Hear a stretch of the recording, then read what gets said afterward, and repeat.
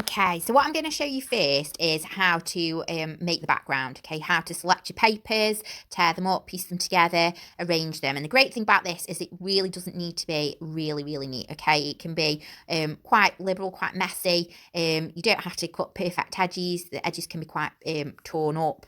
So it's something that you can have a little play with. So what I've got here is on the other side, you can see a bit more easily. I've got pieces of paper that are from an old sketchbook. So if you've got some left over in your sketchbook, you could do that, okay? I've got some bits of brown paper, which you guys might use maybe an old brown envelope if you could find something like that, or some packaging that's come through from Amazon. You could even use cardboard if you wanted to use cardboard, maybe from cereal packets, the inside of those. Or like I say, like quite often if you've had anything delivered from Amazon recently, that tends to come with brown paper stuffed inside, okay? I'd also use some lime paper as well, which happen to have coffee stains on them, so don't worry if you get something that's quite messy. The insides of envelopes are quite interesting as well. I've got some brown tags there too. And I stuck it together with masking tape, different thicknesses of masking tape, and Pritt stick. Now, the good thing about the masking tape is that you can actually tear little bits of masking tape off, okay? And if I show you on the other side, if I turn it over, you can see that the masking tape's really cool because it absorbs things like paint and pen, so you can draw on the top of it, which is really, really good. And you know, you're not going to get, if you use sellotape, obviously you can't do that. So try and use masking tape if you can, okay? And I will show you the next step in a second. Okay, so what I'm going to show you next is how to, once you've pieced all your pieces of paper together, how to use coffee. So in that cup, I've just got some watered down coffee. And then in this tray, I've got a sponge, which hopefully you've got some sponges lying around your house, because no, not everybody's got paintbrushes. Okay, so if you've got a paintbrush, you could add your coffee with the paintbrush. You can be a little bit more specific with where you're putting it. It was quite nice if you just drip it on, because those drips will give a nice organic shape. Or if you haven't got a brush, then a sponge is perfectly fine, or even maybe a cloth or a little bit of rolled up kitchen towel, just anything really that you can get your hands on to be able to sort of spread this coffee around, okay? So I'm just sort of sponging on. You can have a play around. You could use different textures. If you wanted to get it a little bit more spongy effect, you could maybe use the rougher side of the sponge. I'm just wanting to sort of let mine sort of naturally flow over the creases of the paper, because I want that natural, organic sort of effect where the water runs naturally and sort of stains wherever it happens to lie. What I like to do as well is get some dry coffee and sprinkle it onto the wet coffee granules. Okay, so I'm just sort of squidging it in between the fingers on my hand, and letting the smaller bits of coffee just start landing on the bits of wet coffee on the paper. And what will happen is that coffee will sort of start to disintegrate and create these sort of quite interesting patterns on the paper and give it that oldie worldy feel. Okay, so enjoy. So the other thing that I think is really important to give you some tips about is how to look for some good pictures that you want to draw from. So I'm just using my phone, I'm just on Google, and when I'm typing something in that I want to draw, the other word that I'm going to add to that is drawing, or it might be painting, or it might be pen drawing or biro drawing.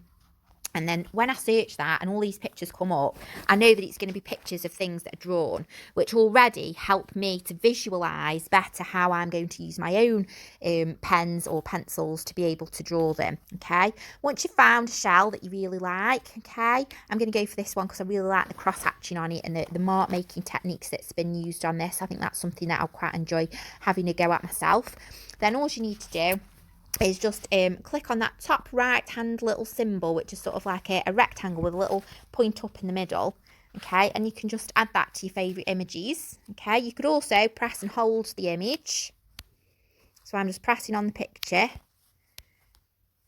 and then I can save that image and it will save to my galleries, okay. Now you're going to need to find several different pictures. I want to go for the idea of sort of things that drop off animals. So I'm looking at shells, I'm looking at feathers, I'm also going to have a look at maybe some skulls, okay, skull drawing.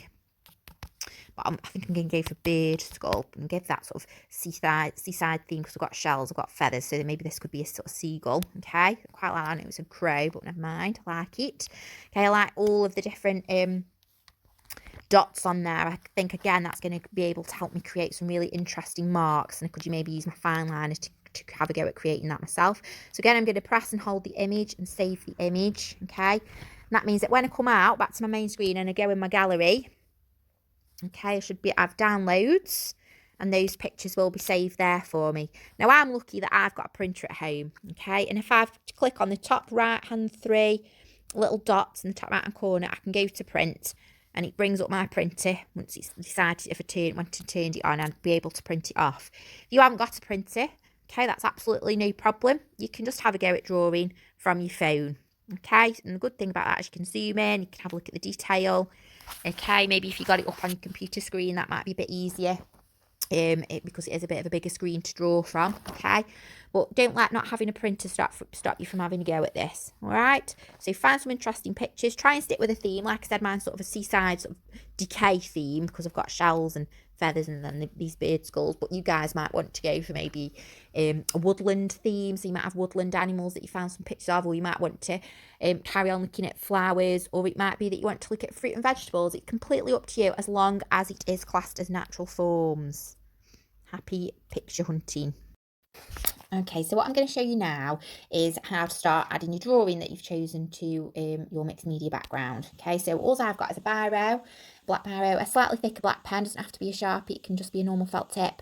I happen to have a white pen, and I've also got a pencil. If you haven't got a white pen, you might have some Pritt stick, or you don't have to have white at all. White pencil crayon might work, or you can just leave the white off. Okay, so as with any drawing, first of all, we need to be looking at the main shape, that main outline shape that we are going to be drawing onto the mixed media background. So I'm going to start off by very, very lightly drawing that, okay?